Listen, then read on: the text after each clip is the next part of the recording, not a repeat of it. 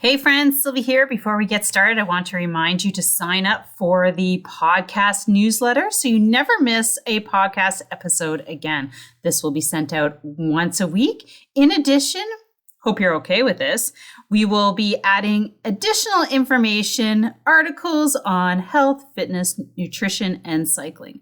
Refer to the link in the description to sign up today. Coming up are more amazing cycling clinics. Visit www.sylviedau.ca. Also in the show notes, the hottest clinic and webinar is about the bike maintenance. What if you could learn more specific skills on how to deal with a bike mechanical while out on a ride?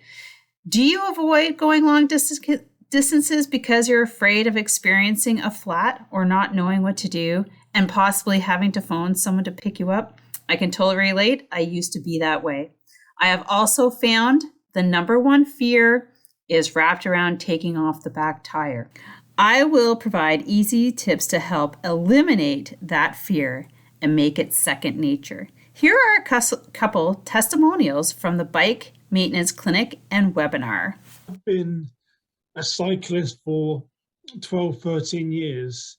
Maybe it's because I'm a man, but I know absolutely very little even about my bike that I have. So it was very enlightening for me. I was going to say it was really enlightening for me because it's encouraged me that I need to learn more.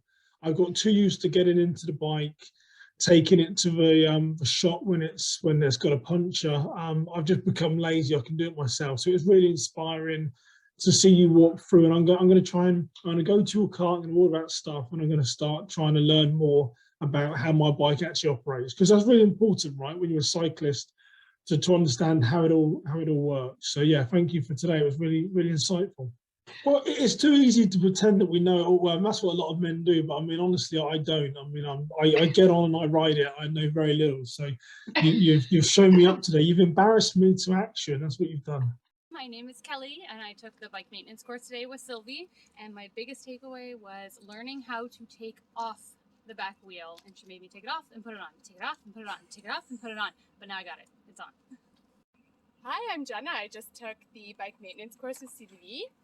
My biggest takeaway is that I feel now that I'm the one that my friends are going to come to when they have flat tires, and that makes me extremely excited. Bye.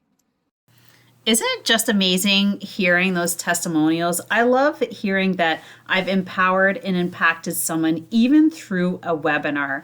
So here's what I have.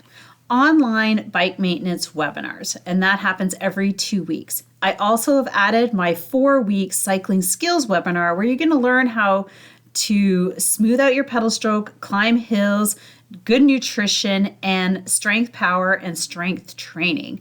Next, of course, is my local hands-on bike maintenance clinics, plus my Learn How to Group Ride with Others 4-hour clinic. Now, you can find all the details on my website at sylviedau.ca for the next available dates. Have an amazing day and enjoy the next episode. Welcome to Secrets from the Saddle podcast. I'm Sylvie Dau, your host, fellow cyclist, bike club founder, cycling coach, bike race junkie, just truly super passionate about cycling. My journey with cycling started 20 years ago when I opened a spin studio, started a women's race team, and founded a women's only cycling club called Cycle Fit Chicks. I'm super thrilled to reveal all aspects that make the world of cycling operate. I'm so excited to be able to bring you interesting people from around the world, pro cyclists, recreational cyclists, coaches, event organizers, bike shop owners, everything and everyone you need to know or ever wondered about when it comes to cycling. I know you'll enjoy this episode.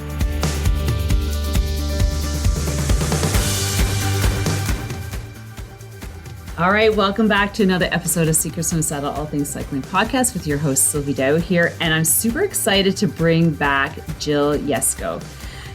We had her on the podcast last year. It's episode 136. Go check it out after this one.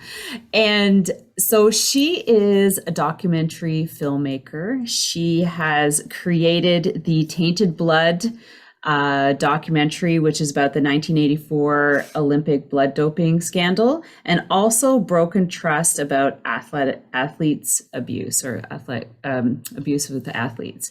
And so where we started last year is that we got her to coming in to telling us about her story around cycling and how she got into documentary filmmaking, and about the most important film that she is working on right now with her executive producer, Allyson Davis. So that's why the both of them are here today. We're going to be talking about Uphill Climb, the documentary that's going to come out next year, and it's all wrapped around the Tour de France, the Tour de Féminin. So welcome, ladies, to the podcast. I am so excited to have you here.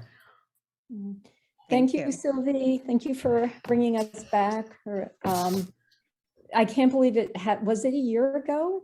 Yeah, like I'm on like 220 episodes now, and you're like, so wow. yeah, crazy, eh? It has no meaning anymore. I know. Either going really fast or really slow. There's no middle ground. But anyway, delighted to be back here, and delighted to give you an update on where the film is, because it has really picked up momentum since we last spoke. So emerging from the COVID cocoon now, Uphill Climb is in full swing production.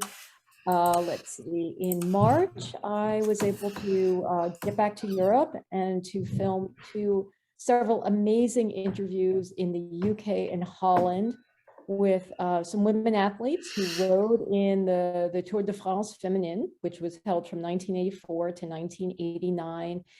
And it is always so heartwarming to hear their stories and their recollections. And it's just, some of it is just mind-blowing. You know, when I look at or follow the women's pro peloton now and see how much, you know, like kit they have and mechanics, and how, you know, they're still don't get the same treatment as the men, but it is light years ahead of what these early pioneers faced. Like, I was talking to one woman who said, yeah, I was doing really well. I was descending during one of the climbs, and I crashed, and I could not get back on my bike.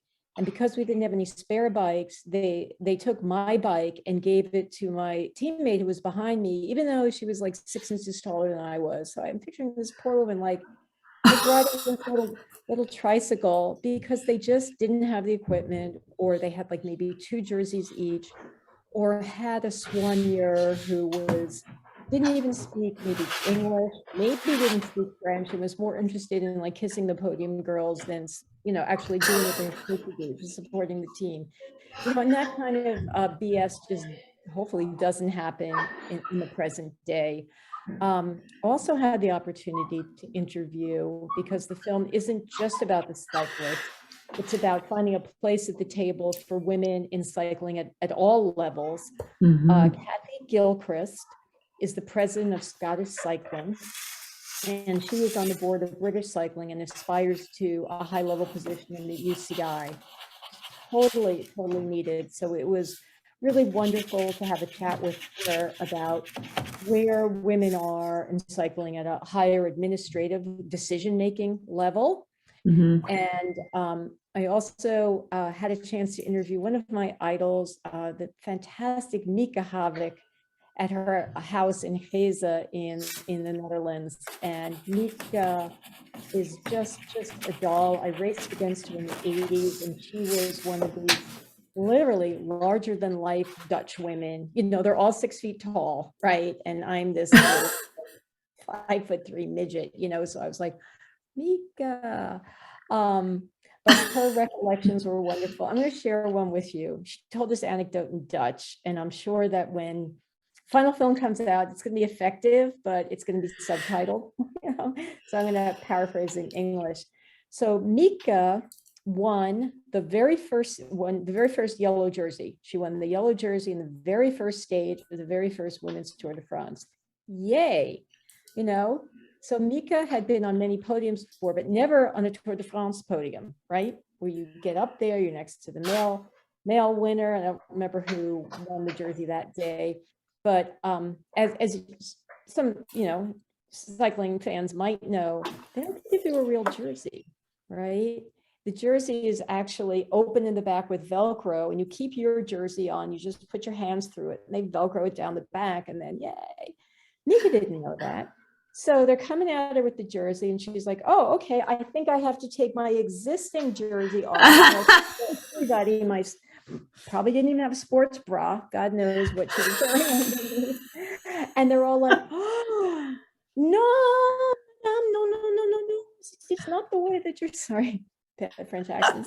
Maybe you could do it. Yeah, we put the jersey on you. So she won it again the next day and kept her original jersey on. So these are some lighthearted and anecdotes from the film that just like warm my heart in the telling. Well, that is funny. Because I was looking at some of the older pictures because I was going and scrolling through just some of the trailer I was watching on Uphill Climb. So everybody can go and check out the trailer. But I was just looking at their jerseys actually, and I'm like, oh, do they have sports bra back in the day? It's like, yeah, here we go. Yeah, that's right. Put it on me. I mean, really, can you imagine? But the jerseys, they were made either of like, because I still have some of my jerseys from that time, like either like super thick. It's like wool, or wool, like it's wool, and we know wool is great, right? Don't get me wrong. Not against sweaty skin. Like sweaty, itchy, stinky after a couple of days. Real chamois in there. You better have enough chamois cream. But one of the quotes that on a more kind of serious or down to earth level was when I interviewed Maria Blower, who rode in the Tour. And Maria is from a real legacy cycling family in the UK. Her dad was a beloved figure in cycling.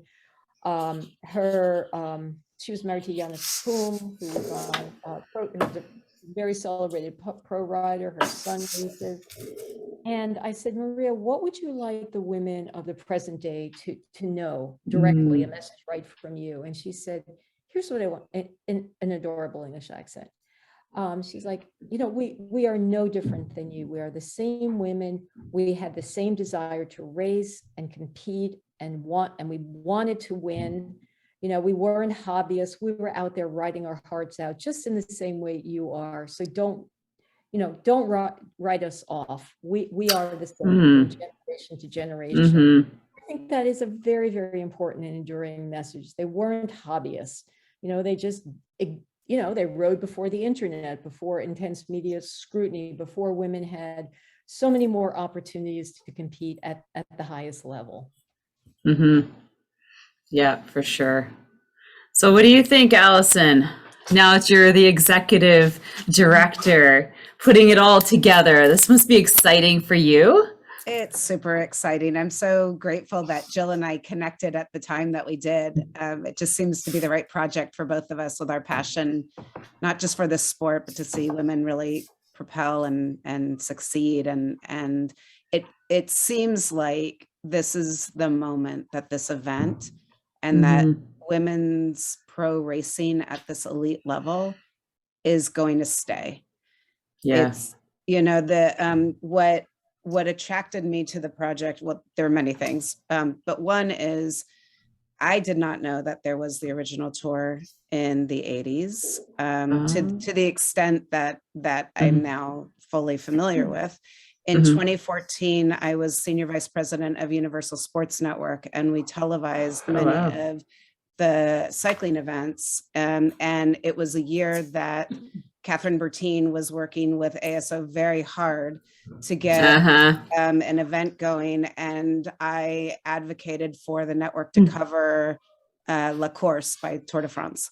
And so that I thought, yay, finally, we're here, we're making it. And then it went away again. So it's kind of been this up and down, roller coaster ride for women in sports. And that's hard. That's hard. That's not got a ripple effect. That leaves an impression on the women that are looking to be in the pipeline to become these professional athletes, because what do they have to race for? And it's just like what Jill was saying about, the original pros from the 80s, which is they're no different they want competition, and they race their hearts out. So it's exciting. It does feel like this time it's here to stay with multiple, the ASO with Zwift, there's multi-year commitments.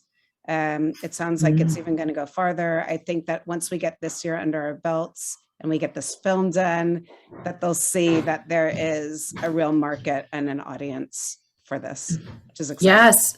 So let's go back to how you were recruited onto the project by Jill. Now, how did that happen? You can Magic. Magic. Bumped into each other in the bathroom. Hey, I mean, kind of. This is just a good, I think, kind of to your listeners, you just never know. And I know. I was looking for my next project or projects to work on and where I was going to go. And I happen, we all get 1,000 newsletters in our inboxes every day. And there was one that I happened to click on. And I read this story about this woman who was starting a sports women's podcast called The Bounce, affiliated with an NPR station. And that was Jill. And I thought, wow, that's really interesting. I love women in sports. I've always been an advocate. My career has, I've followed my passion in my career, mostly in media and sports marketing. I thought, I'll connect with this woman. She's probably interesting to talk to if she even responds to me. So I sent her just a LinkedIn, and she responded right back with a note saying that she'd love to share with me about her documentary and the women's Tour de France. And I kind of almost fell out of my chair when I read that. You're like, what? Yeah, that was kind of my response. So of course I responded right back to Jill, and it's been a really great relationship out of the gate. It's been wonderful. So Jill, when you saw her message, did you almost fall off your chair and go, oh my God, she messaged me like Allyson Davis? So I put you on like, I have to say, I was just like a little more excited that somebody like had listened to the podcast and gave me some feedback. I'm like, no, because I had, Sylvie, I'm not, my podcast is only once a month. It's called The Bounce, and it's broadcast locally here in Baltimore and WYPR, but also cool through the big NPR. And I'm going to backtrack a tiny bit because this is important too. I started the podcast, started negotiating with NPR like a year ago because I couldn't work on the film really.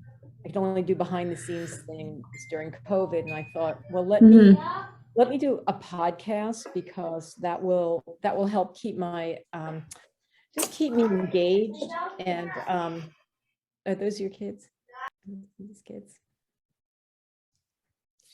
Mommy's podcasting. And it took about a year of negotiation before they pulled the trigger on it. And just when that happened, I was able to start working on the film again. So as I've been like super busy. So I put out a press release on a news wire that's specifically for women's sports. And that's, Allie, that's where you saw it. And I was just really like, ooh, that worked. That worked. Somebody saw it, paid attention to it, and was just the right match. And then, I don't know, about 565 text messages later, here we are. No, Allie and I have been working triple overtime. Allie is absolutely the right person for the film because I was starting to get discouraged and like, this is just too big a project for me to handle on my own. I can't do it justice. And this rocket will never lift off without the right engine, and the right engine found me. So there we go. Right. Yeah, it makes sense. So where are you guys now with regards to getting it finished? I know you said you're launching it like next year, but obviously you said like this summer. Are you going to go to Europe and interview the new women of the Tour de France? Is that part of the plan? Yes, it is, because it's not, the film will certainly cover the stories of the pioneer women. It's not purely like a trip down memory lane. Right. We Yeah. need to connect it to present day women and future generations. So we will be interviewing current professional riders, and like, as I said, we have Kathy Gilchrist in it. I'm still trying to get a firm date to interview Terry Pridham, who is was the first DS, of a UCI men's team. She was with Israel Startup Nation and is now with Lotto. And also Marianne Clignier, who I think you know. Yeah. So she was on your podcast. Yeah. Who is going to be DS of a new women's pro team. No way, really? Oh, that's cool. Yeah. So all this is happening in July. We're going to France for a massive amount of filming, both at the Tour de Femmes avec Swift, along with ancillary shooting, and hopefully culminating with an epic shoot at Mount Ventoux. Oh my gosh. Wow. That is going to be super fun. So then July's over. Oh, sorry, go ahead. I saw you leaning in, Allyson. Come with us. Well, I was. Yeah. It's there's so many stories that have not been told yet, and it is connecting the pioneers to the future is so incredible. Being able to also have a role with this film in propelling this event for these athletes is an honor to be able to do it. So it's, getting to go over with Jill to experience that alone is going to be a fun story. I could be your assistants to all of you. I don't know, July's pretty full, but that would be really good. Anyways, so who do you have on the list? Because it's been exciting this season, actually. Well, this year, watching the women already getting into some of the pro races, like Paris-Roubaix. Is it Paris-Roubaix? It is Paris. Yeah, it's like there is a Paris-Roubaix. I know. Yeah. And that's why I'm like, I don't think they're at that one, but because I was there. But yeah, so watching the women, competitive women start rolling through the events, like with the men, it's exciting because that they're just leading up to Tour de France, which is really cool. So can you tell us some more about this? What else can you leak out, or is it all secret? Come on, Jill, spill the beans. Who are you going to interview? No. Who else? It's not a secret. I know. I have to say, just sort of logistically, because the season now is in full swing, and as I mentioned the beginning of the interview, there was so little I could do during COVID, and now that everybody's out of the gate and racing, and Tour de Femmes and Tour de France are happening, it has been difficult. I wish I could say on this date I'm interviewing this person, this person. We will absolutely get some top contemporary athletes. Just going to be a matter of some creative scheduling. I imagine we'll be in the film, so please stay tuned. Oh, yeah, we've had there have been early conversations. Well, I shouldn't say early, recent, because I didn't join, but a few weeks ago. Maybe a month. I'm losing track of time with it. But the response just from talking with some of the brands that are involved with the event, the athletes, the people that Jill and I both know through the teams. These are people that I've known through my years of my career in this space. And the response when I tell them what I'm doing now is kind of overwhelming. It's pretty, I can't wait to get even more traction, because it's just going to be incredible. Yeah. Are you going to wait till the Tour de Femmes is over before grabbing those interviews? That's why you're going in July, after, or are you going to? It's live sports is a little hair raising. Yeah. And it's not for everybody. You set out a plan and you go to execute, and you are very fluid and flexible, and magic again happens in the moment, and you just have to be ready for anything. So that's part of the exciting part of all of this.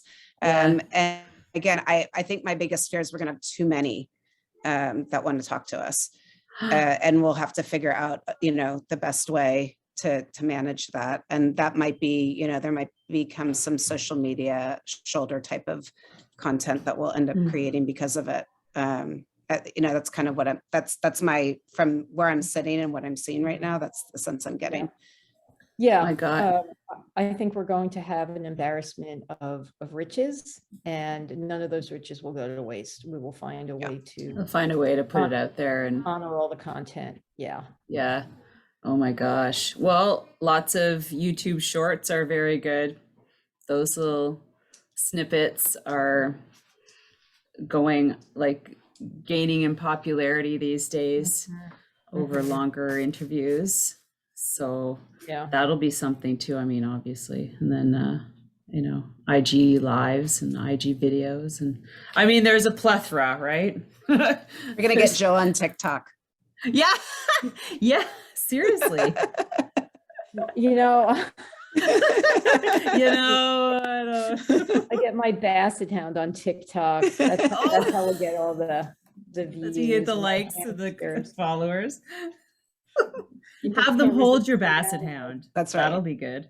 I could bring Lars to Tour de France. Yeah, Lars will be the mascot. Yeah, he would be. But it's going to be a bit of ninja filmmaking when we're in France. Nimble, agile, ready for anything. This will be probably some of the least scripted things that we will do. That's the best. The best part. When we will also have things that we won't know that we'll encounter, like weather. There's just unknowns. You control the controllables, right. and you do the best you can. Right. Yeah, it's France. Yes, yeah. Last time I was in France, we were editing the other film. What are the Yellow Vest? What is it? Gilets jaunes or something like that. Gilets jaunes. The Gilets jaunes. They were having a manifestation when I was in Lyon. I was on the metro, and there's an announcement, everyone has to get off the metro, it's closed. I'm like, what is it, bomb threat or whatever? No, it was like they were having a protest and they had to close the metro for some reason. But you're like, great. No. Yeah, it's okay. It was a short walk, but I was like a first for me. But a lot of unknowns, but this is all part and parcel of any production, whether it's documentary or feature film. You just have to kind of be ready for anything. But we're excited. It's France, it's bicycles, it's July. What more do you need? Yeah. Yeah, really. Food's going to be amazing. We have good company. We're lining up. One very exciting thing, especially for me, is I'm lining up crew now and interviewing people to bring with us. It's so important that your crew not only be technically competent, but all, number one, get along with each other, really understand and have, even if they're not as passionate about the project, you draw them in. Like my editor, Dan, didn't know anything about cycling, and he's worked on my last two projects. And now I wouldn't say he's like a huge cycling fan, but he'll occasionally send me some more, hey, look what I found. So I can tell him stuff. It's like converting them. It's like, sort of, you don't have to be a vegan, but come eat like vegan tuna fish with us. That's such a terrible example, but that's good. I get it. Don't worry, you'll convert them. Sidebar: is there such a thing as vegan tuna fish? I hope not. I'm not going to. That's horrible. After like They have to have a respect. Believe me, they're going to come back from this trip, this crew, you know, and they're going to be like, when can we do another film like this? They're going to be just so totally into it. So you're seriously interviewing people to go over there as a crew? Yes, and as I've been, where can I put where can you put your resume in for that? Who are you looking for? You have my email. All right, I'll leave Jill's email. You can message. But who are you looking for, really? So we don't get a whole bunch of odd. No, I think we're down to the finalists here. Okay. Yeah. But looking at people's show reels, and like I said, just if possible, meeting them in person rather than in Zoom to just sort of, you know, see who they are. I had a really great interview with somebody today who is a cyclist, also competitive cyclist, which is very, very, very, very helpful and has a good track record. It's always better, in my mind, to work with people you've worked with before. Sometimes you can't help but hire people, you know, in country or whatever. But for a shoot where the stakes are this high, I want to try to eliminate as many variables as possible. Yeah, you don't need anybody wandering off and excuse me, you're supposed to be over here. It's happened. Yeah, I know. I can imagine. Stop texting now. Pay attention. Yeah. Oh, yeah. Right. Yeah. Forgot about that. Yeah. You're gonna put your phones away. Yeah. So after July, then I guess it's back to editing. Back to the States. We're gonna go back, go through all the footage, the transcripts. We will have a very, very exciting, a real sizzle reel out quite soon. I think we're almost at May here, so but very soon, and you will be able to see the sizzle on our website. So please stay tuned for that. But there will be a tremendous amount of footage that we need to wade through when we get back from France, and then figure out what additional pickup footage we need. How we're going to, again, you said how we're going to package the ancillary footage, meet with our sponsors. Allie and I will have a million discussions. And then there is one more bit of filming we need to do in Europe, and it is just not something that can be folded in at this point to the French trip, but there is an Italian cyclist who is like the godmother, Maria Canins, who is like one of the most beloved women professional, or I don't know if she ever made any money, but cyclist in the 1980s who lives in the Dolomites. And that is one, and she doesn't travel. So that's one more interview to do. And then we go into post-production. This is a whole other world. Just in time for next year's event. Yeah, right. So is it going to come out like before next year's event, like next April, May kind of thing? Yeah, well, at the anticipation. Yeah, we'll know on the timing, but that's the intent, is we want to help use this to propel the excitement and energy around the sport and for these athletes. So it's a perfect time to come out. We'll get some buzz going right now, thanks to you. And then coming out of, out of France. And then we'll have, moments in time with the runway leading up to the actual premiere of it, which will absolutely coincide with the season. Yeah. Oh my God, that would be exciting. I know, I think there's lots of buzz around the women's racing as it stands right now, just this year, lots of excitement. It's starting, and it feels different again than it has in the past, where I think people are seeing now it's real racing. There's been, again, with, like we were talking about earlier, with the Paris-Roubaix having some TV coverage and a few other key classic events, that audiences, not just women, but men too, are seeing, oh, wait a second. they're actually going at it. This is pretty exciting. So I think that the momentum, and again, the real investment being made. This is a moment in time where women's sports have become so critical, you know, having the pay parity, all the conversations that are happening in women in sports in general.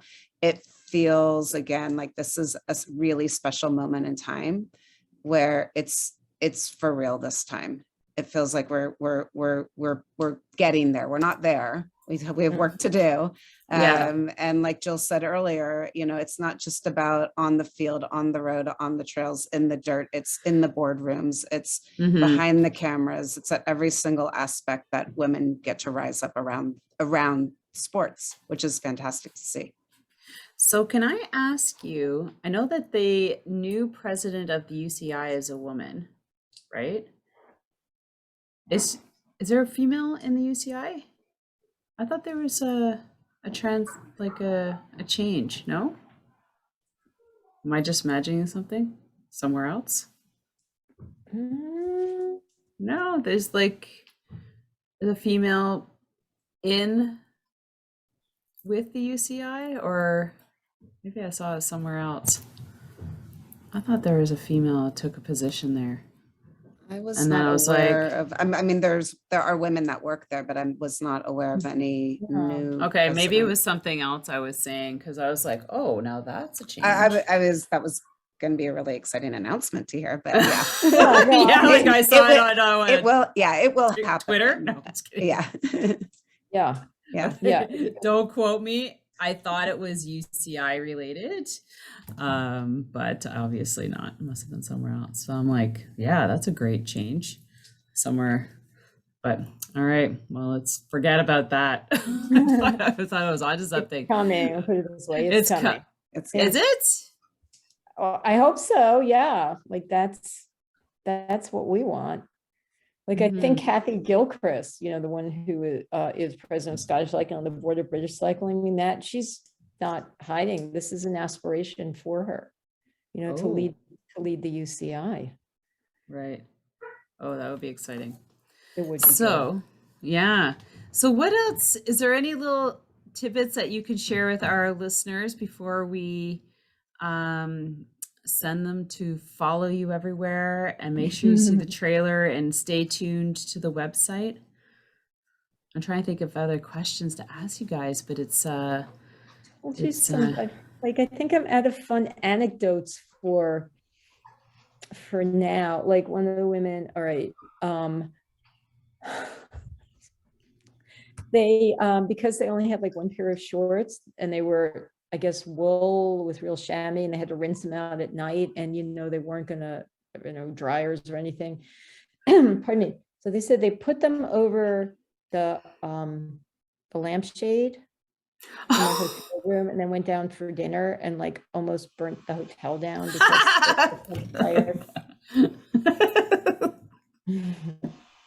not a good idea. Full.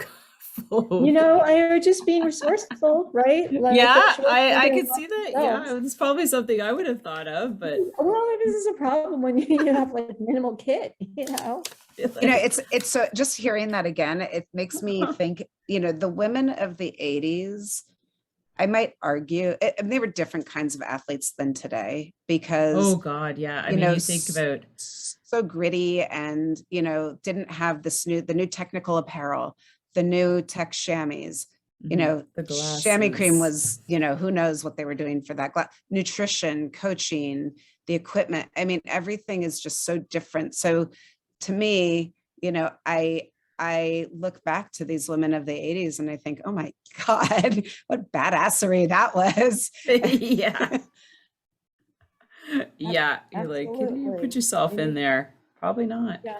And for the men too, you know, like you trained outside all the time. We have the luxury of Zwifting and having that, like in the 80s, what did I train on? I had my rollers. They had rollers, yeah. Good. It gave me really, really good leg speed, you know, but it wasn't the same as having, you know, my bike on a more sophisticated trainer.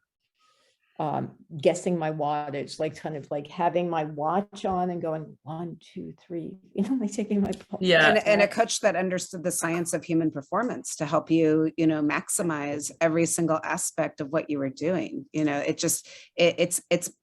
It's kind of mind-boggling what they were able to do back then, and it's going to be so incredible to tell that story.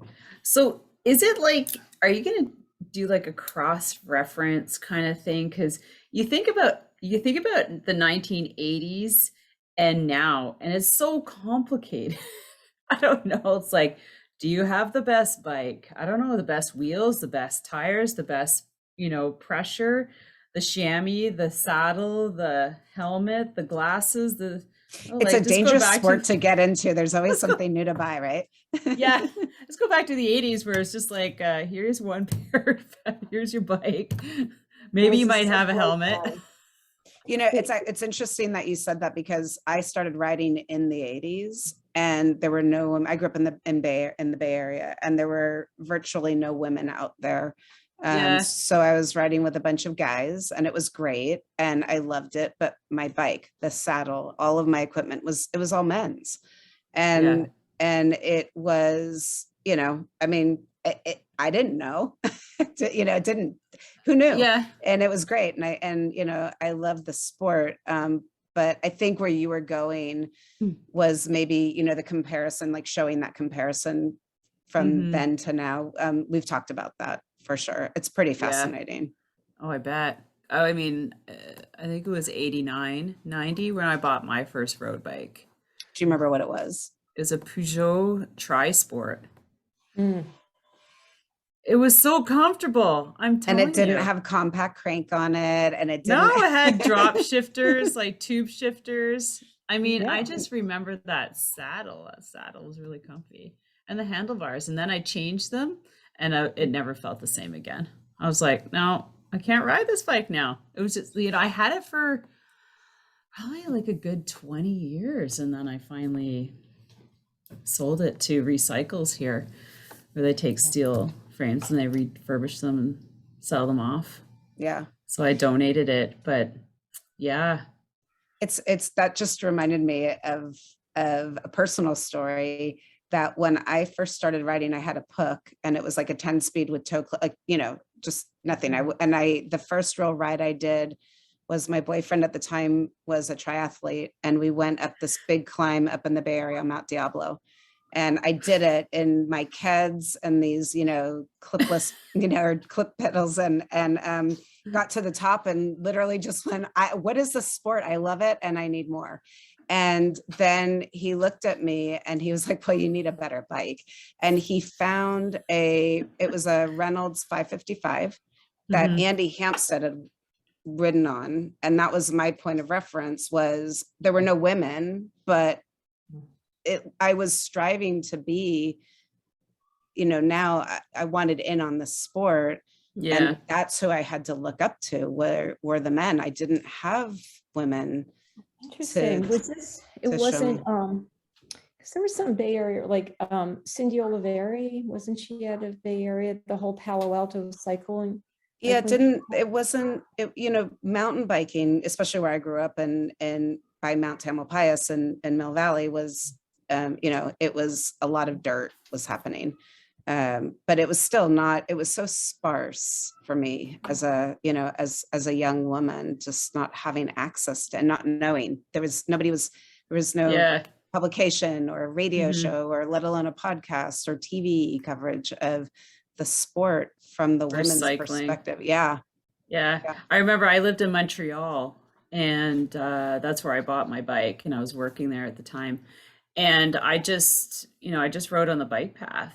I don't really remember seeing too many cyclists out there, let alone female cyclists, like on a road bike. And I would bike, from Montreal to my parents' place, which is like, I don't know, 50K. And people back then, it was always like a destination thing. Like they got bikes, they bike from this village to next village. And I can't think of so many interviews are like that. They just got on their bike and they just biked somewhere to their aunt's place or their uncle's place in the next village. And that was their introduction to cycling. And I guess I did the same thing. And then I moved and I needed it, and, you know, packed it away for a while, and then brought it back out and got a mountain bike and a full hardtail, like no suspension. I still have it. Yeah, it's like that's what it was out there, right? And then I got into mountain biking, and my boyfriend at the time was like, "You're gonna have to get a new bike." I'm like, "What? I just spent $700 on this thing." You know, this is like 98, 99. You know, 20 years ago. It's crazy. I still have that bike too. I mean, it's hard to let go of bikes, you know, they have memories and stories, and they're like my old friends. Yeah. I use it to ride with my kids now. You know, it's the panniers on it and everything. And I use it for winter riding and the whole bit. So, but yeah, but not the nice new bikes these days. You don't do anything with those. I see your posts. I see you're out there. You don't just like do this podcast. You're out there training other women. Oh yeah.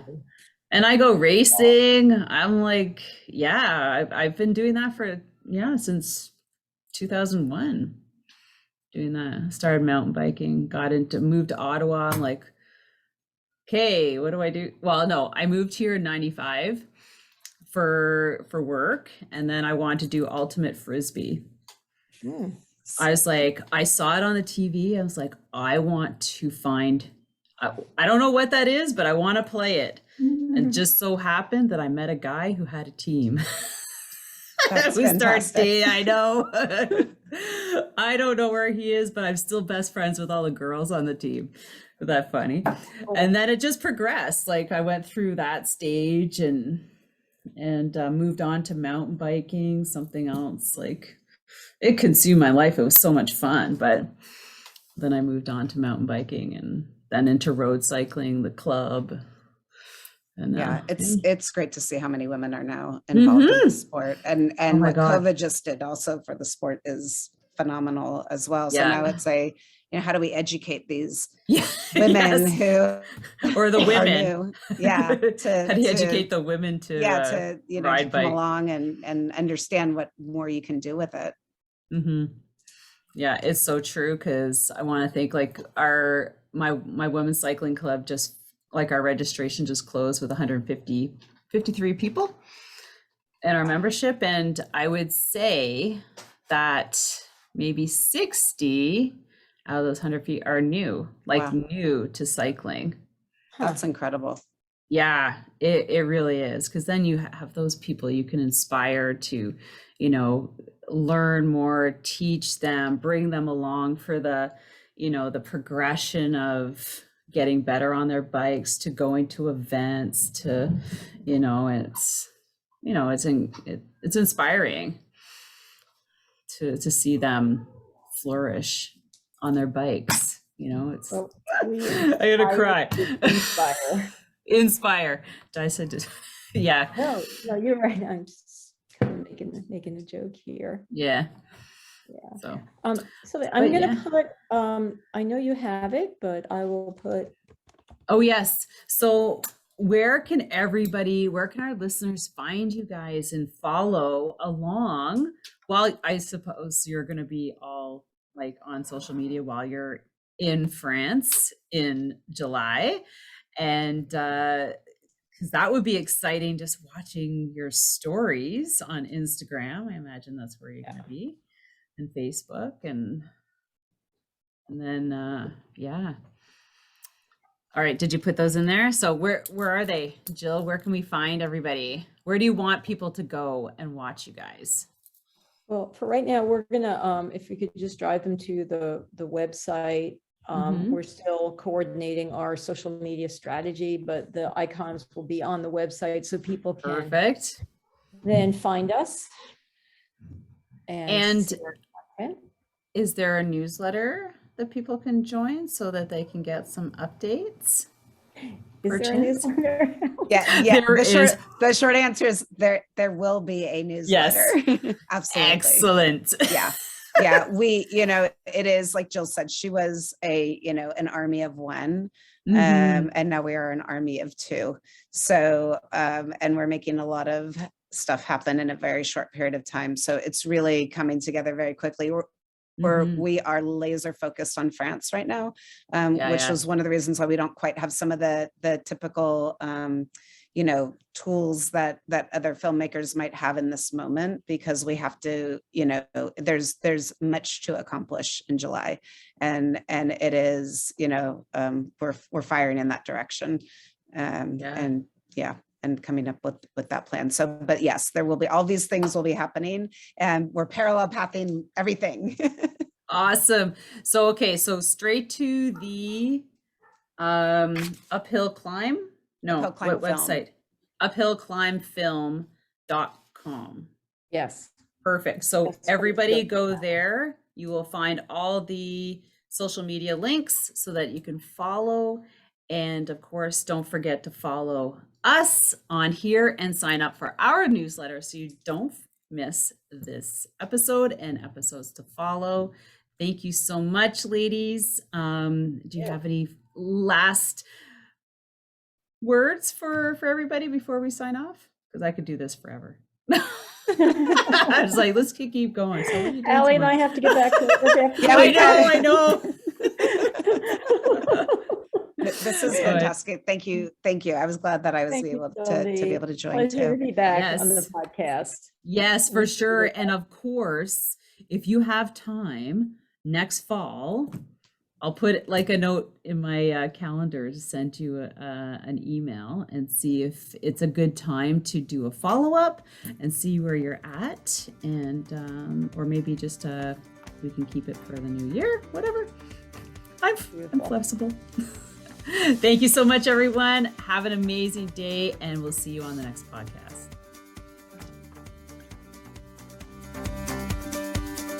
Thank you so much for spending this time with me on the Secrets from the Saddle podcast, learning more about sighting people, places, and things that make cycling such an exciting sport.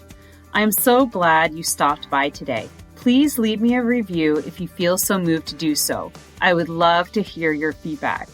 And if you could take 1 second to share this episode with someone you think would enjoy it, I would be forever grateful.